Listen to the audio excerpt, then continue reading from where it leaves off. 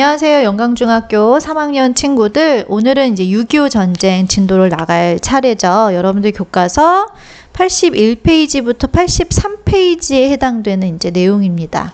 사실 우리가 6.25 전쟁이 언제 일어났고, 그쵸, 누가 쳐들어왔고, 뭐 이런 거는 사실 많이 알고 있죠. 그쵸. 근데 사실 6.25 전쟁에 대해서 머리로 알고, 글로 알고는 있지만, 사실 피부로 우리가 6.25 전쟁을 느끼지는 못합니다. 왜냐하면 우리는 전쟁 세대가 아니죠. 그쵸? 여러분들 할머니, 할아버지 세대? 여러분들 할머니, 할아버지는 아닌가? 선생님의 할머니, 할아버지 세대는 사실 6.25 전쟁 세대라고 볼 수 있거든요. 그래서 선생님 어렸을 때 이제 그런 얘기들도 많이 듣고 자라기는 했는데, 그래도 사실 선생님도 잘 모르죠. 겪은 게 아니기 때문에.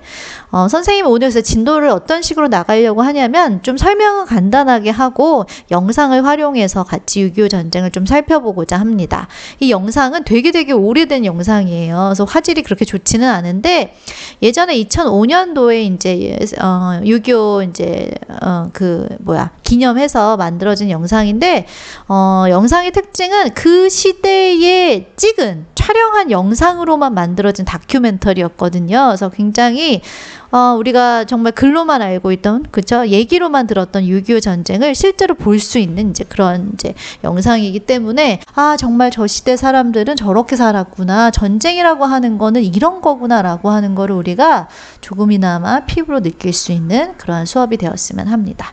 자, 그러면 이제 6.25 전쟁의 배경부터 이제 들어가야겠죠?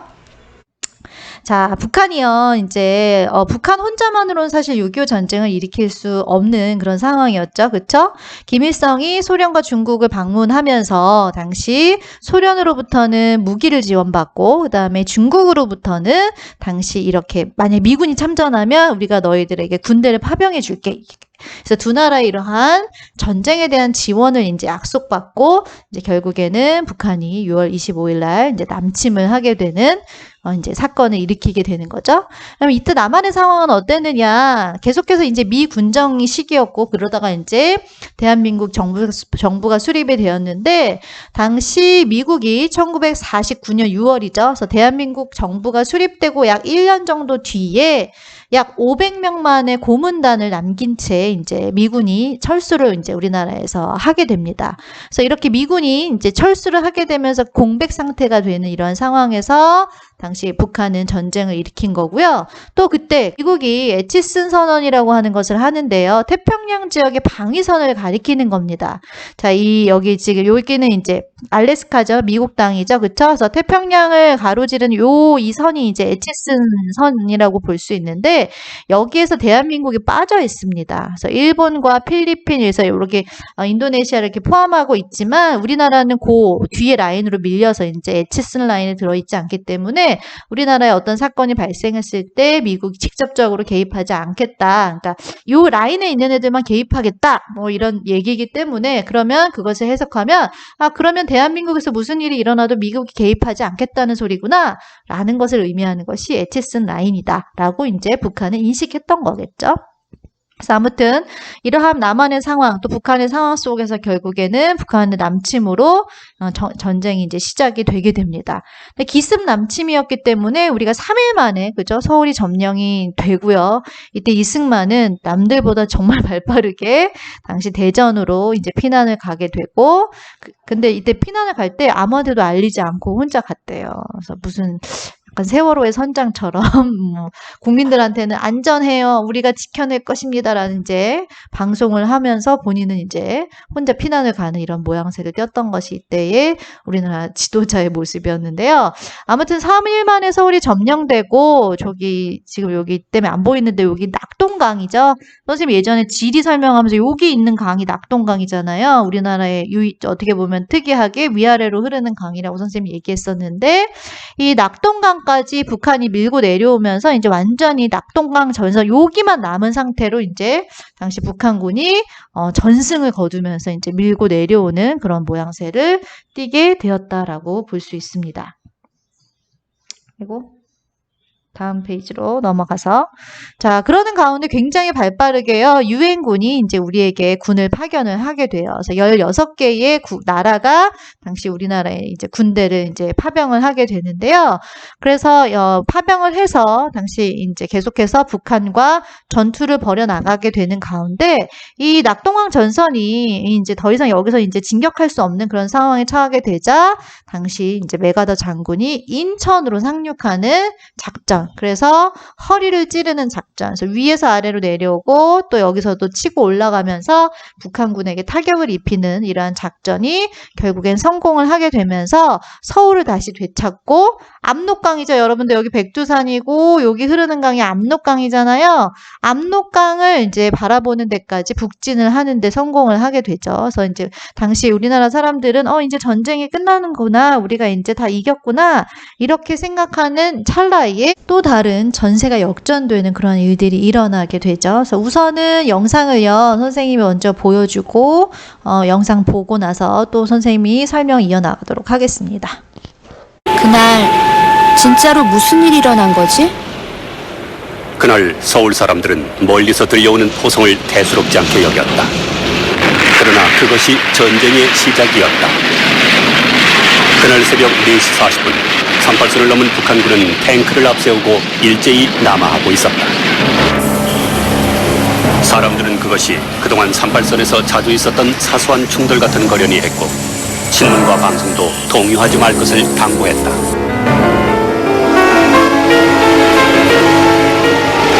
그러나 서울 외곽에서 피난민들이 몰려들면서 시민들의 불안도 커져갔다. 정부는 서울을 사수할 것이라는 이승만 대통령의 담화가 발표된 것은 27일 밤 9시. 그러나 그날 새벽 대통령은 이미 시민들 몰래 서울을 빠져나간 뒤였다. 대통령의 말을 철석같이 믿었던 시민들은 시가에 포탄이 떨어지기 시작하자 비로소 놀라 짐을 쌌다. 한국군의 방어선은 급속하게 무너졌다. 마침내 28일 새벽 1시 북한군 전투부대가 미아리 고개까지 이르렀다.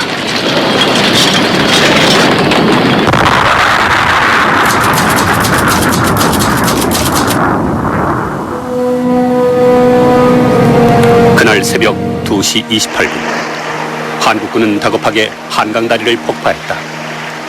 군 대열과 피난민들이 다리를 건너고 있던 중이었다. 최소 500명 이상이 죽고 수많은 시민들이 고립됐다.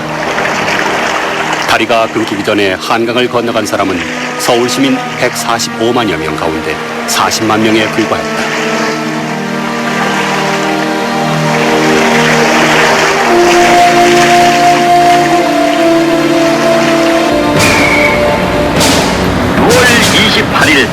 서울은 해방됐습니다. 조선인민군 최고사령부의 보도. 서울시를 포위하고 있던 인민군 부대들은 오늘 28일 새벽에 서울 중심지대에 돌입하여 이승만 괴뢰정부의 소위 중앙청을 비롯하여 서울시청, 검찰청, 방송국, 각 신문사, 교통, 운수, 최신, 은행 등 중요기관들을 차지하였다. 28일 11시 30분 영웅적 인민군대는 반공격을 개시한 지 단 3일 만에 미제 침략자들의 식민지 통치로부터 서울을 완전히 해방시켰다. 전쟁을 시작한 지 사흘 만에 북한군은 서울에 입성했다. 불과 사흘 만에 태극기 대신 인공기를 든 환영인파가 거리를 메웠다. 조선인민공화국 만세, 인민해방군 만세. 만세 소리가 서울 하늘을 뒤흔들었다.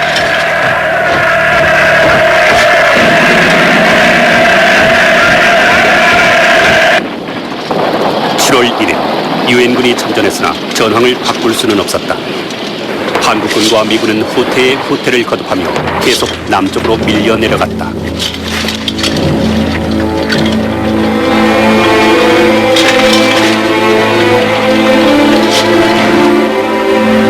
북한군은 그야말로 파죽지세로 남한 일대를 장악해 가고 있었다.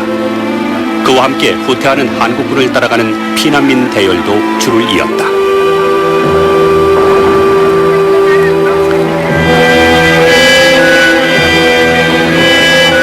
어디로 가야 할지, 언제 돌아올 수 있을지 아무것도 예측할 수 없는 채 길을 나선 가족들. 그들은 그저 한국군의 태강로를 따라 남으로 향할 뿐이었다.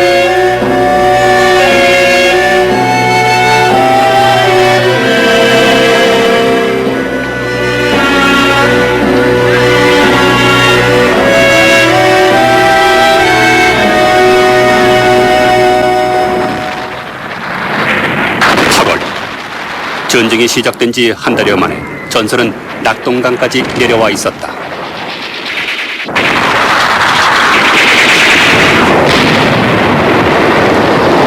더 이상 물러설 곳은 없었다. 남한 전 지역이 북한군의 손에 들어가고 남은 것은 낙동강을 경계로 한 부산과 경상도 일부 지역뿐이었다.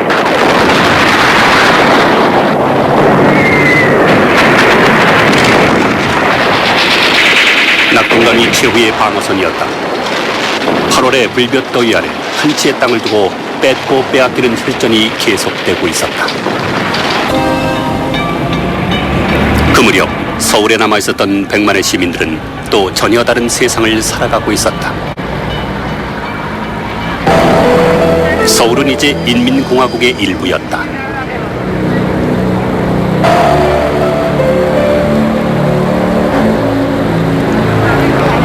서울시 인민위원회가 구성됐고 인민위원회에서는 6.25 이전에 있었던 남로당을 복구 재건하는 작업에 들어갔다. 남한의 행정조직은 공산주의 통치 시스템으로 재빨리 재편됐다. 이름도 낯선 인민위원회에서 인민의 대표를 뽑는 선거가 실시됐다.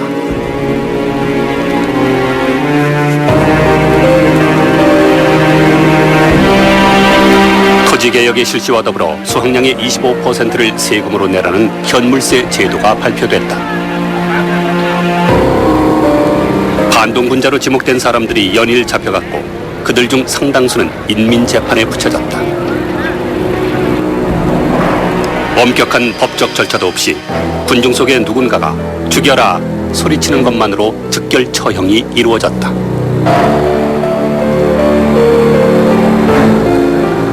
이 기록 필름들 좀 봐. 서울에서 열린 어마어마한 군중대회 보이지? 이 사람들이 다 공산주의자였을까? 그럴 리는 없을 거야. 하지만 시민들에게 무슨 선택의 여지가 있었겠어. 살아남으려면 그 체제에 순응할 수밖에 없었겠지. 그때 18살 이상 되는 청년들은 징집돼서 의용군이란 이름으로 전선에 투입됐대. 남쪽 젊은이들이 당장 살아남기 위해 인민군이 된 거야. 국군은 걔들한테도 총을 쐈겠지? 걔들은 정말 살아남았을까?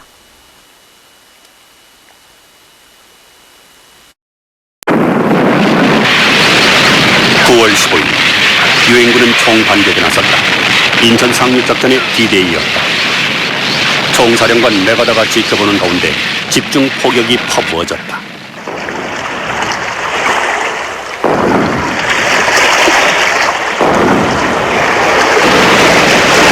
작전은 성공했다.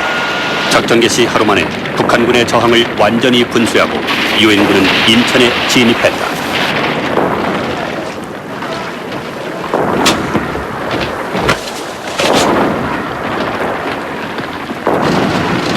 서울을 탈환하기 위한 교두보를 확보한 것이다.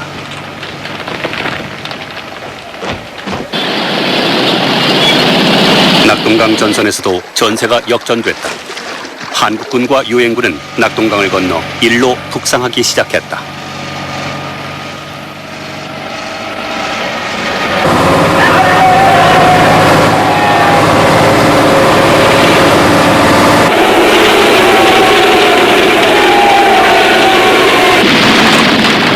(9월 20일) 유엔군은 한강을 건넜다. 그러나 북한군은 완강한 저항을 계속하고 있었다.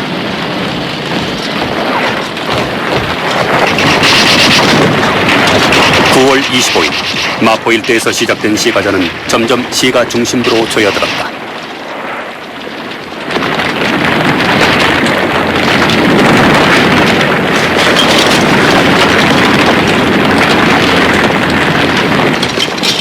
마침내 9월 28일 서울은 완전히 수복됐다. 후퇴한 지 꼭 석 달 만이었다. 하루아침에 세상은 또 바뀌었다. 인민공화국의 표지는 땅바닥에 팽개쳐져 짓밟혔다.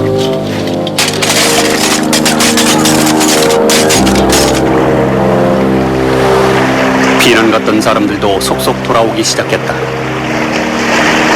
낯익은 집과 손때 묻은 살림을 그리워하며 그들은 한강을 건너왔다.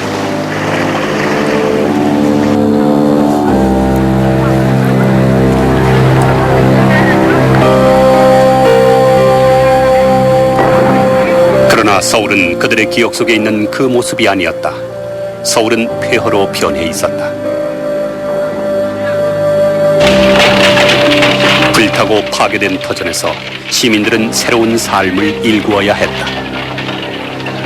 그래도 사람이 모이는 곳에는 절로 시장이 생기고 생활의 활기가 돌았다.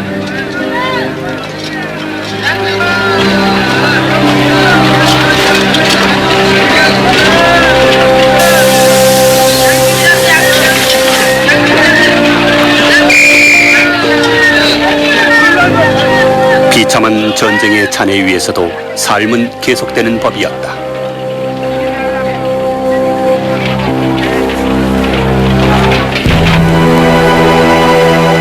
정작 더 무서운 것은 사람들의 마음에 새겨진 증오와 복수심이었다. 곳곳에서 보복의 역풍이 불었다.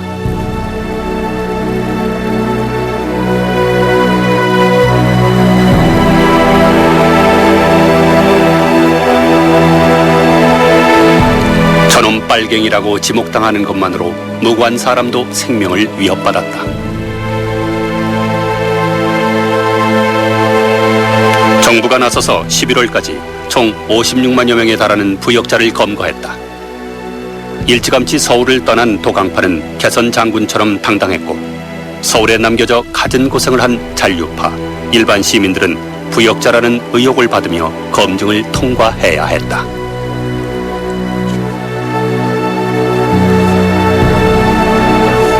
공산 치하에서 살아남은 것 자체가 죄가 될 수 있었다. 북한군이 후퇴한 뒤 곳곳에서는 참혹한 학살 현장이 발견됐다. 특히 대전 형무소에서는 5,000구가 넘는 시체가 발견됐다.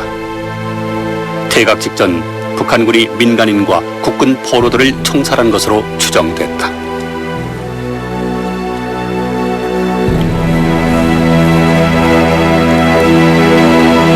그러나 학살은 북한군만 저지른 것은 아니었다. 지난 7월 초 한국군이 후퇴하면서 바로 이곳 대전 형무소에서 2,000여 명의 좌익 사범을 처단했던 것이다.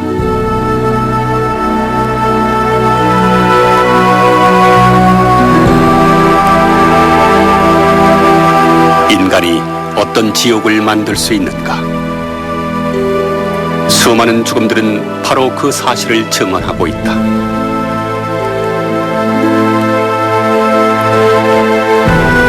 후일 북한은 북한 내 학살 현장을 공개하며 미군과 한국군이 북한을 점령한 40일 동안 평양에서 15,000명, 황해도에서 12만 명, 모두 17만 명의 주민을 학살했다고 주장한다.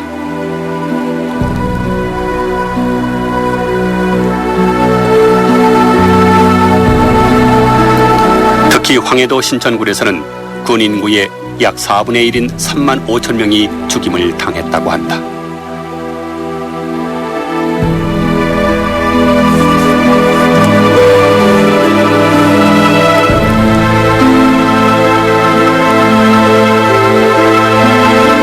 남한도 북한의 점령 지역에서 일어난 학살 희생자를 약 13만여 명으로 공식 집계한다. 총으로 죽이고 목매달아 죽이고 물에 빠뜨려 죽이고 불태워 죽이고 생매장해 죽이고 살인은 그처럼 손쉬웠고 생명의 무게는 휴지처럼 가벼웠다. 동족 간의 전쟁은 이민족 간의 전쟁보다 더 잔인했다. 남과 북은 각각 한쪽만 사라지면 민족의 일체성이 다시 회복될 것이라 보았다. 이러한 생각이 적의 뿌리를 뽑고 씨를 말려야 한다는 극단의 학살 논리로 이어졌다. 남자들, 여자들, 아이들, 노인들, 그들이 다 죄인이었을까? 왜 죽였을까? 왜 죽였을까? 상대방을 괴물이라 비방하면서 우리는 왜 스스로 무시무시한 괴물이 돼버렸을까?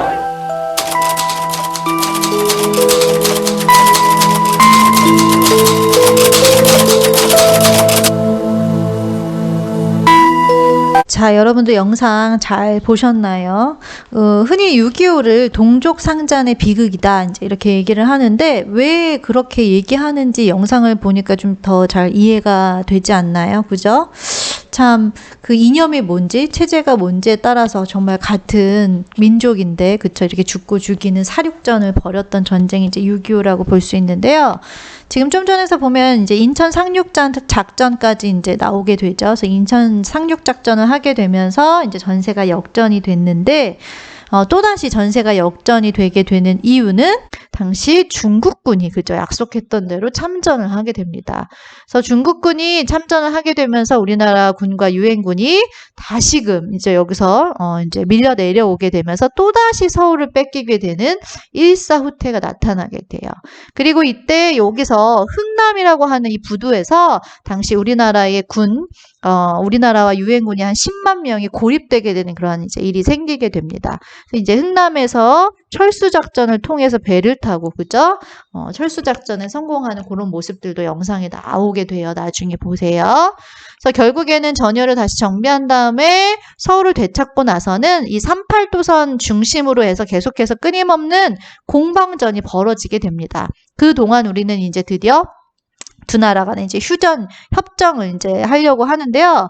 한 3년, 6.25 전쟁 3년이었는데 한 2년 동안 휴전 협정을 했습니다. 그래서 소련이 휴전을 제의하게 되면서 협상이 시작이 되었는데 협상이 너무너무 오래 걸렸어요. 그래서 전 세계 유례 없는 전쟁, 이 휴전 협상이 이렇게 긴 적이 없었는데 왜 그렇게 휴전 협상이 오래 걸렸냐면 포로 교환 방식 때문에 그래요. 그래서 각자 나라에서 포로를 잡았는데 이 잡은 포로들을 어떤 식으로 교환할 것이냐. 근데 당시 우리가 잡은 포로들은 되게 많았어요. 북한에 비해서 우리가 잡고 있는 포로들의 숫자가 훨씬 더 많았고요. 또 우리 포로들은 당시 북한이 남한으로 내려왔을 때 이 사람들이 어떻게 보면 남한의 사람들을 징집해가지고 당시 북한군이 되었던 그런 사람들이 많았기 때문에 이 사람들을 그대로 북으로 돌려보낼 수는 없는 그런 문제가 또 있었고, 그렇기 때문에 북한은 당시 그냥 무조건 다 교환해야 된다라고 주장을 했지만 우리가 훨씬 포로를 많이 갖고 있었기 때문에 1대1로 교환을 해야 된다.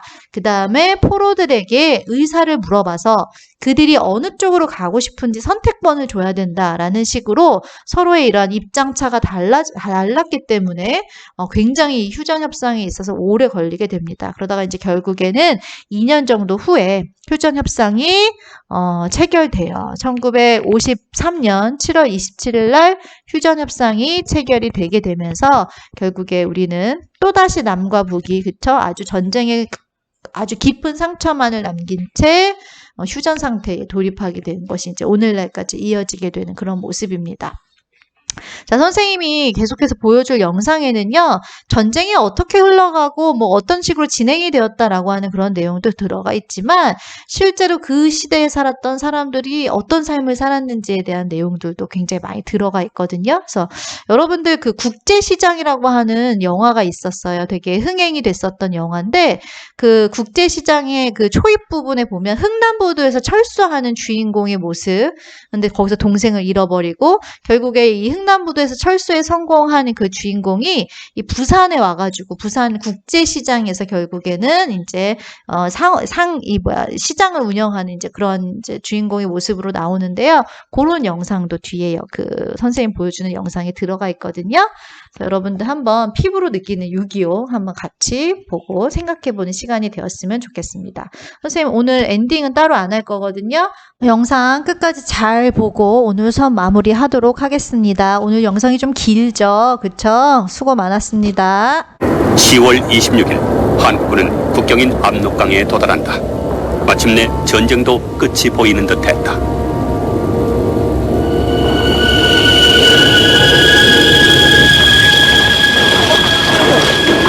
그러나 중국군이 한국전에 참전하면서 전세는 다시 한번 역전됐다.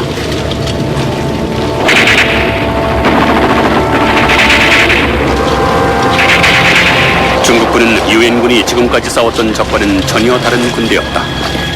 중화기가 없는데도 그들은 놀라운 기동력으로 유엔군을 곤경에 몰아넣었다.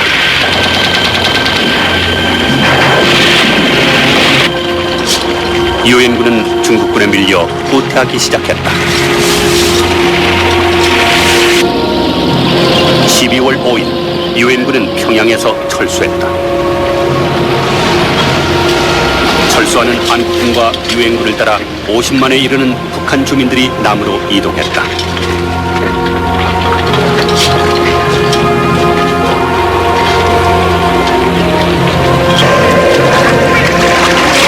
얼음이 떠다니는 대동강을 피난민들은 맨발로 건넜다. 살겠다는 일념이 취도 있게 했다.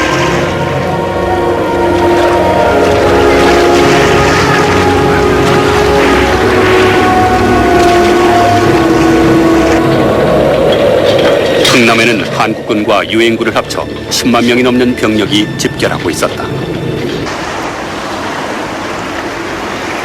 중국군이 아래쪽 원산을 점령함으로써 남아할 육로는 없었다. 탈출로는 오직 바다뿐이었다.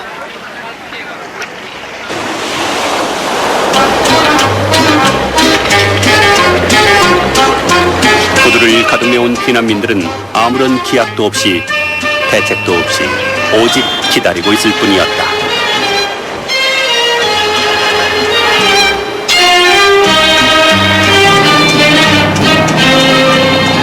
구두에 동원된 배들은 모두 병력 수송을 위한 것이었다. 그러나 군을 믿고 따라온 수십만의 피난민들을 적진에 버리고 갈 수는 없었다. 모들 놓아 올라왔다 찾아를 봤다. 12월 14일 마침내 피난민도 군용선에 태우기로 결정이 났다. 한국전쟁 최대 규모의 철수작전이 시작된 것이다. 10만여 명의 피난민이 군인들과 함께 LSD 함상에 올랐다. 마지막 배가 흥남부두를 떠나자 유엔군은 흥남에 남아있는 공장과 항만시설을 남김없이 폭파했다.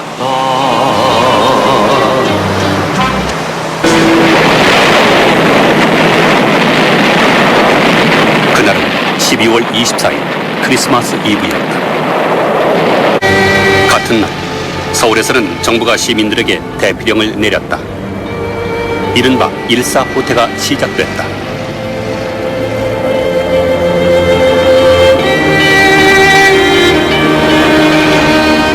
이번에는 거의 대부분의 서울 시민들이 서둘러 피난짐을 꾸렸다. 지난 여름 서울에 남았다 후대게 당한 경험 때문이었다.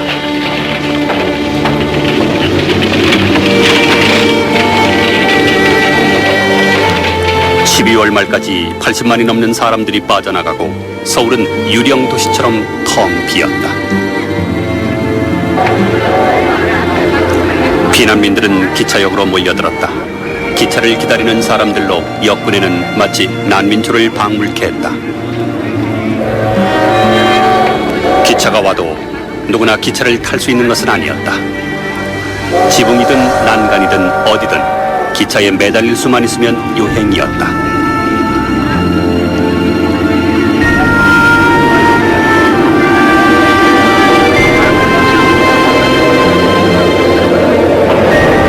그야말로 그것은 필사의 탈출이었다.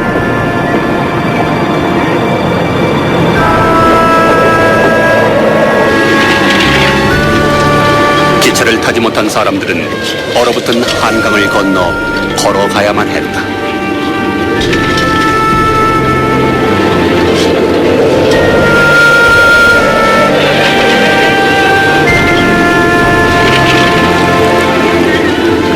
갈 길이 멀고 마음은 급했지만 챙겨야 할 짐이 많을수록 발걸음은 더 더디어졌다.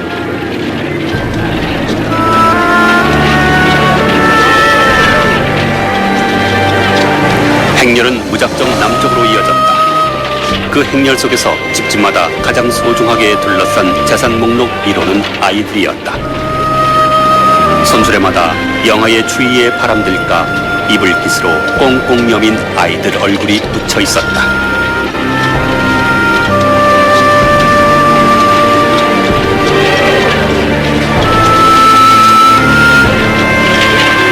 좀 큰 아이들은 피난길에 자기 몫의 힘을 보탰다. 수레를 밀고 어른들의 짐을 지고 이고 나누어 들었다.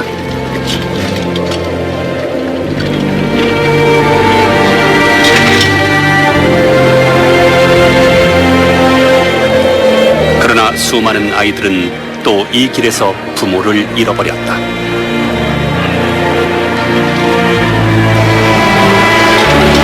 대구역에 마지막 피난 열차가 도착했다. 이제는 살았다는 안도감으로 열차를 내리는 사람들.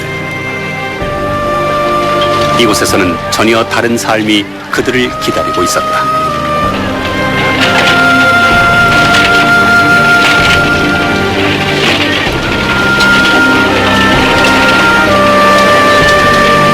더 많은 사람들은 임시 수도가 있는 부산을 피난지로 선택했다.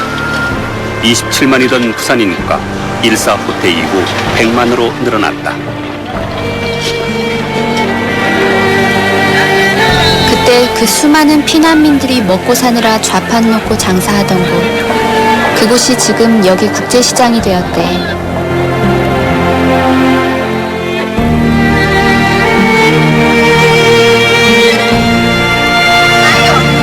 그때 부산에 내려갔던 80만의 사람들은 이곳을 기억할 거야. 내 할아버지 할머니도 그 사람들 중에 하나였어.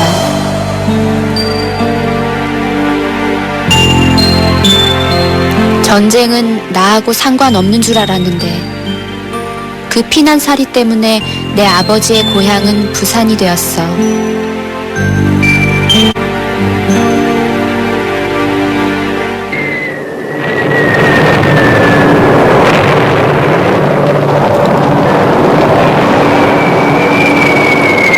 전쟁은 그 어느 전쟁보다 민간인들의 희생이 큰 전쟁이었다. 그들의 고통은 남쪽에서나 북쪽에서나 마찬가지였다.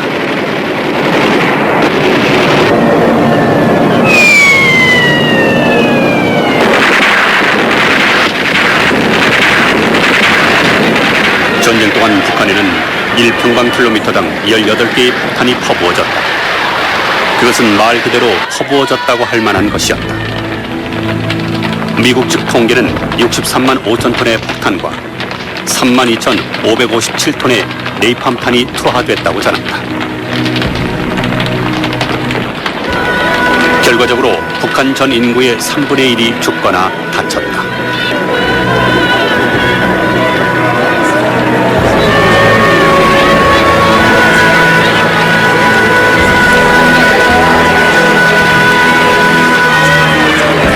미국 측 분석에 따르면 미 공군의 폭격으로 북한의 공업시설이나 주택들은 3분의 2에서 4분의 3이 파괴됐다고 한다. 나머지도 주변 시설 부족으로 사용할 수 없는 상태였다고 하니 북한 땅은 초토화됐다고 해야 할 것이다.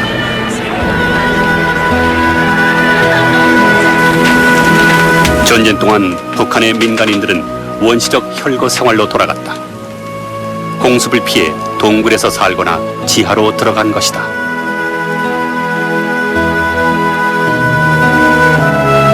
모든 시설이 지하에 만들어졌다.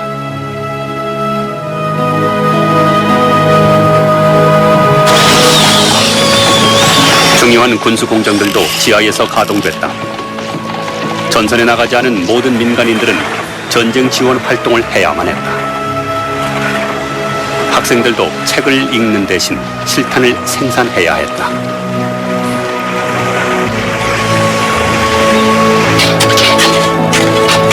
복구 현장에서는 어린 학생들의 노동력까지 동원됐다. 누구에게나 끊임없는 노동이 요구됐다. 남자들이 없어 농사는 여자들의 몫이었다. 여자들은 비행기 공습을 피해가며 후방과 전선의 식량을 책임져야 했다. 남쪽에서도 삶은 전투 같았다. 피난 수도 부산은 너무나 많은 사람들이 몰려 포화 상태였다. 부산 YWCA에서는 우유죽을 끓여 매일 피난민들에게 나누어 주고 있었다. 그러나 피난민 숫자가 너무 많아 그들의 배고픔을 달래기엔 역부족이었다.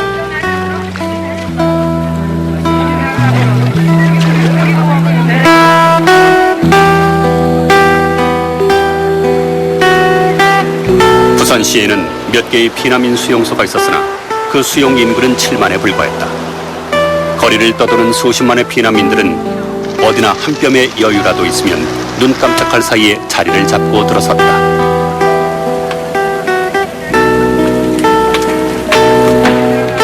미군 부대에서 흘러나온 시레이션 상자로 지붕과 벽을 엮고 포탄 껍질로 굴뚝을 해놓은 이런 집이 피난민들에게는 훌륭한 보금자리였다.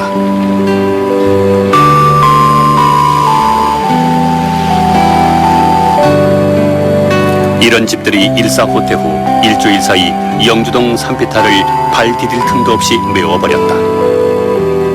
삽시간에 4만여 채의 환자집이 들어선 것이다.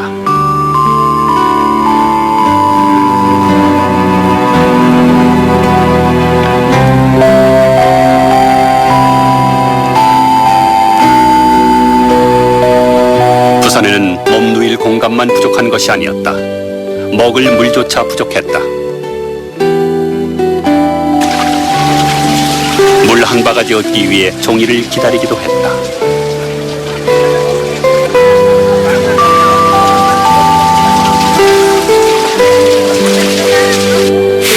열악한 생활 환경 때문에 콜레라와 장티푸스 같은 전염병이 돌아 많은 사람이 목숨을 잃었다.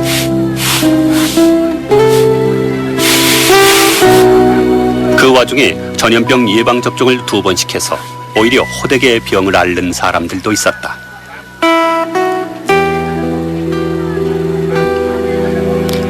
시당국에서 예방주사를 맞은 사람에게만 배급을 준다고 하자 배급을 더 많이 탈 욕심으로 벌인 짓이었다. 배급살 한 대박에 목숨이라도 걸 만큼 그들은 절박했다.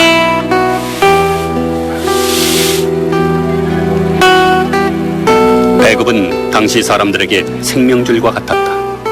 남보다 먼저 한 줌이라도 더 받기 위해 창구 앞은 늘 아귀다툼이었다.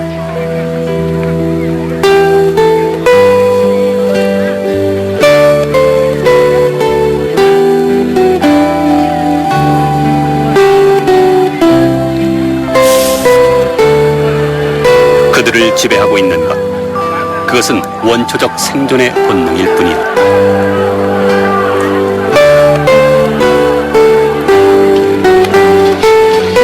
피난지에서 가장 무서운 적은 배고픔이었다. 때문에 무엇보다 중요한 것이 밥을 먹는 일이었다. 머리를 가릴 지붕이 없어도 입을 옷이 제대로 없어도 한 끼 밥이 있으면 그 시간만큼은 참으로 행복할 수 있었다.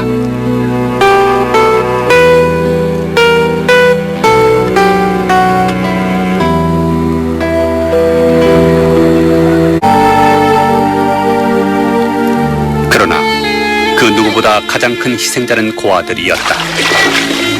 오늘 이처럼 고아원에 인도되는 아이들은 차라리 행운이었다. 최소한 고아원에는 따뜻한 잠자리와 먹을 것이 있었고 돌봐주는 손길이 있었다.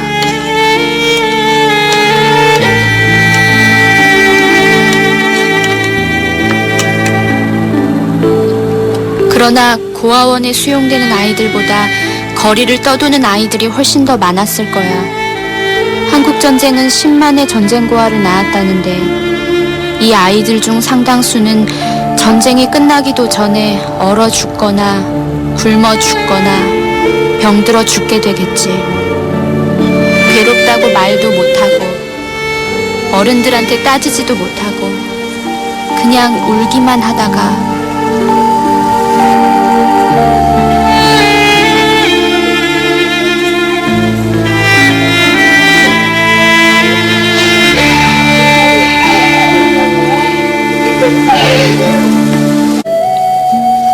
(1951년 3월 14일) 유엔군은 다시 서울을 재탈환한다. 네 번째로 주인이 바뀐 것이다.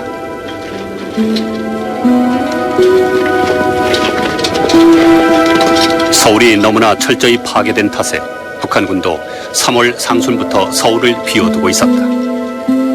한마디로 공동묘지를 탈환했다고 하는 것이 더 적합할 지경이었다.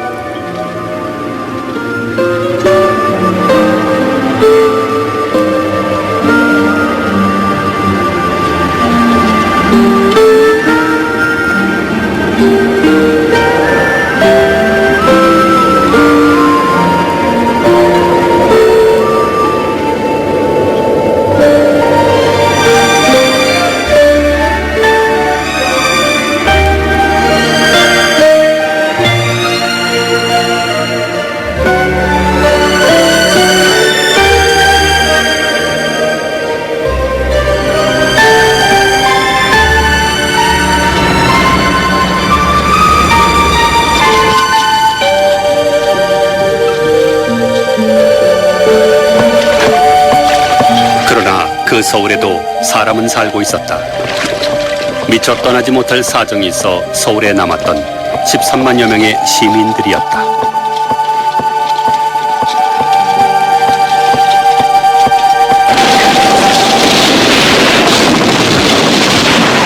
그러나 전쟁이 끝난 것은 아니었다. 4월 22일 북으로 밀려났던 중국군이 70만의 대군으로 또 한 번 일제 공격을 해왔다. 이른바 춘계 대공세였다. 유엔군은 또 한 번 후퇴하지 않을 수 없었다. 의정부까지 밀려난 유엔군은 서울 외곽에 강력한 방어선을 구축해 서울을 지켜냈다. 유엔군과 중국군이 밀고 밀리는 사이 또다시 수많은 피난민들이 줄을 이었다.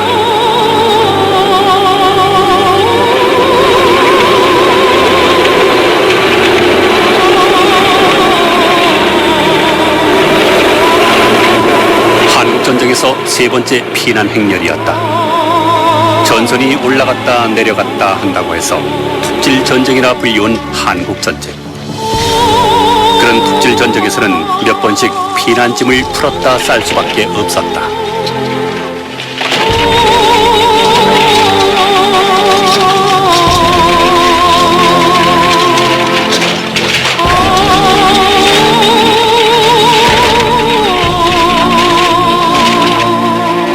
이번에는 또 어디까지 가야 할지, 돌아올 수 있을지 정처 없는 발길이 전선의 이동을 따라 이어졌다. 전선이 38선 부근에서 교착된 채 휴전회담이 지루하게 진행되고 있던 그해 여름, 한강 이남 나루터는 피난민들로 북적거렸다. 피난지에서 서울로 돌아오는 사람들이었다. 그들 모두 도강증을 받기 위해 대기하고 있었다. 강을 건너가는 데 필요한 증명서, 도강증이라는 것이 있어야 서울로 들어갈 수 있었다.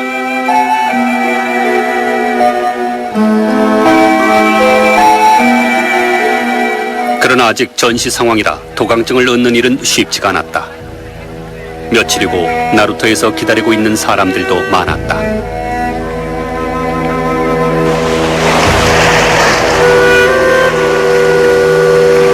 겨우 도강증을 얻은 사람들만이 나룻배를 타고 한강을 건널 수 있었다.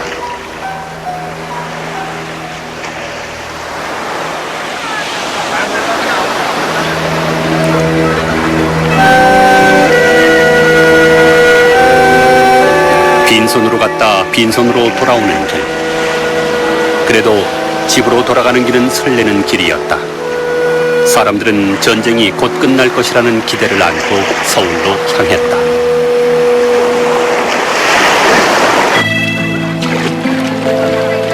서울은 시민들의 손길을 기다리고 있었다.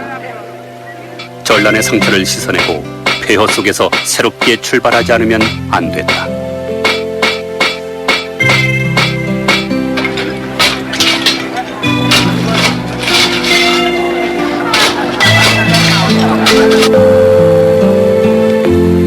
그러나 헐벗고 굶주린 그 어려운 생활 속에서도 사람들이 결코 놓치지 않는 것이 한 가지 있었다. 그것은 아이들을 가르치는 일이었다. 전시 동안 34,000개소의 학교가 파괴됐지만 어디서나 수업은 계속됐다.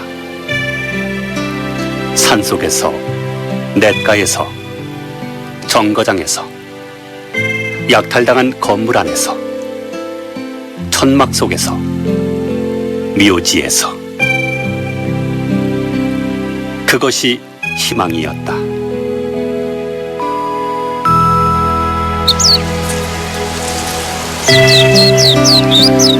어떤 어려움 속에서도 뿌리가 살아남으면 삶은 계속된다. 그리고 삶이 계속되는 한 희망은 있다.